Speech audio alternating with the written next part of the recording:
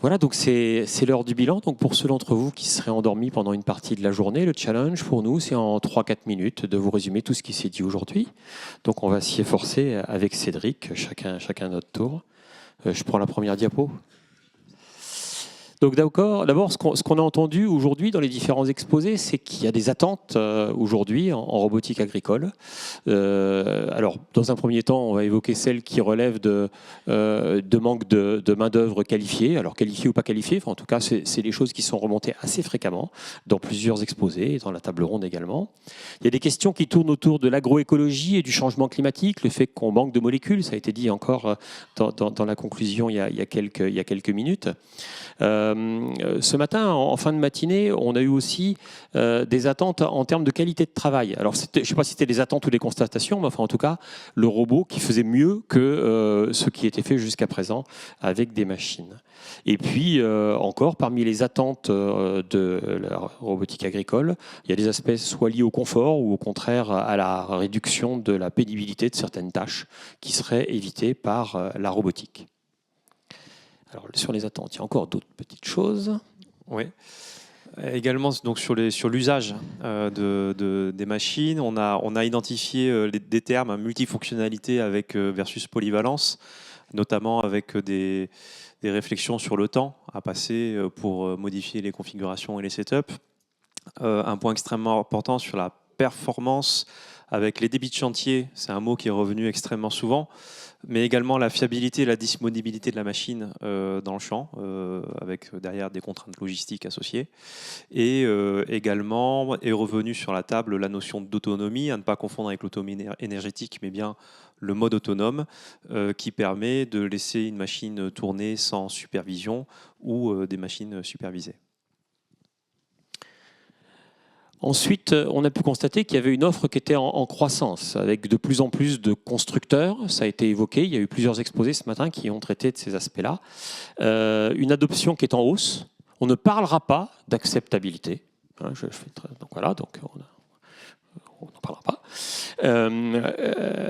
Par ailleurs, on a pu remarquer qu'il y avait quand même des activités de recherche, alors de recherche publique ou R&D dans les entreprises qui étaient assez actives. Et donc, du coup, on est quand même dans une phase de progrès et les robots se développent aussi.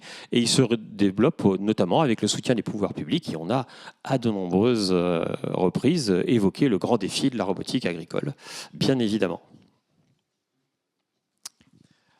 Dans les autres défis, on peut noter également l'importance du collectif et des experts associés à ça pour être formés et déployer correctement les technologies et comprendre les enjeux associés.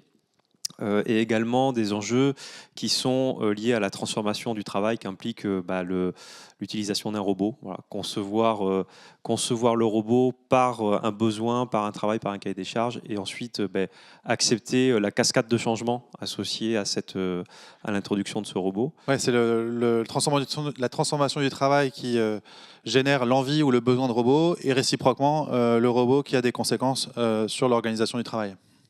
Très bien résumé. Un autre défi également d'ordre financier. On a encore plusieurs fois évoqué les coûts et le retour sur investissement de la machine, la possibilité de faire appel à des aides publiques, une réflexion sur la valeur résiduelle et puis un appel du pied pour intégrer Robagri et le groupe de réflexion sur la distribution associée à ça.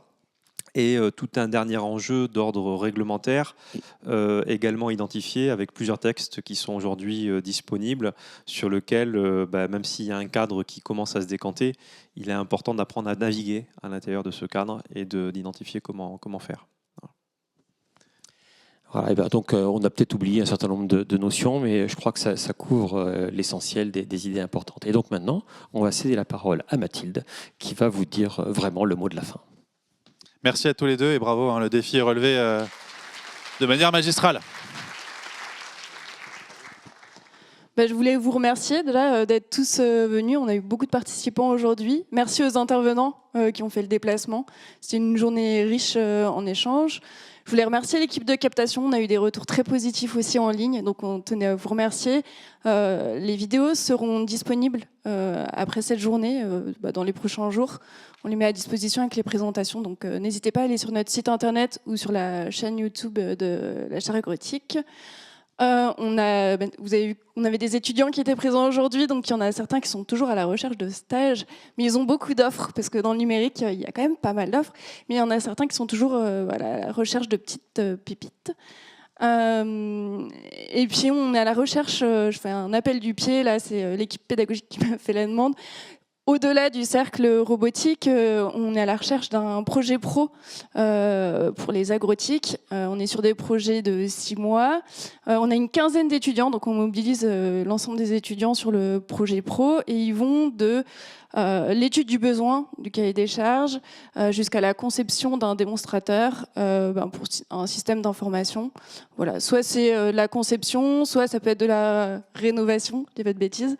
Il y a Nathalie Toulon qui lève la main pour que vous puissiez la repérer si jamais vous avez une idée. Voilà, n'hésitez pas à revenir de projet vers nous. à confier. On a l'habitude de travailler avec les professionnels sur ces projets-là. Donc, si vous voulez échanger, on est à votre disposition. Et sinon, on reviendra vers vous prochainement.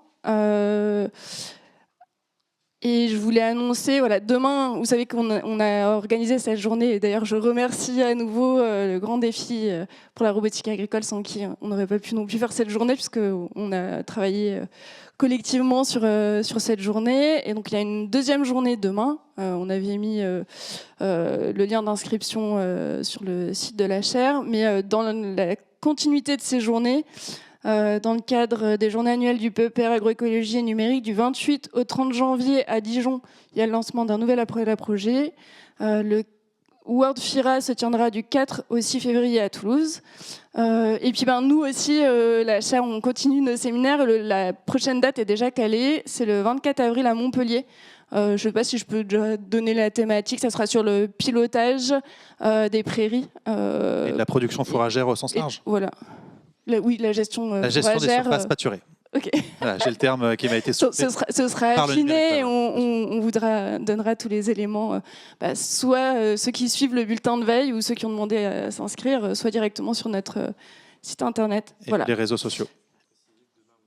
Demain, c'est également sur le campus de Bordeaux Sciences Agro. Ça ne sera pas dans cet amphi-là, ça sera dans l'amphi Les Scousers. C'est le premier amphi quand vous arrivez.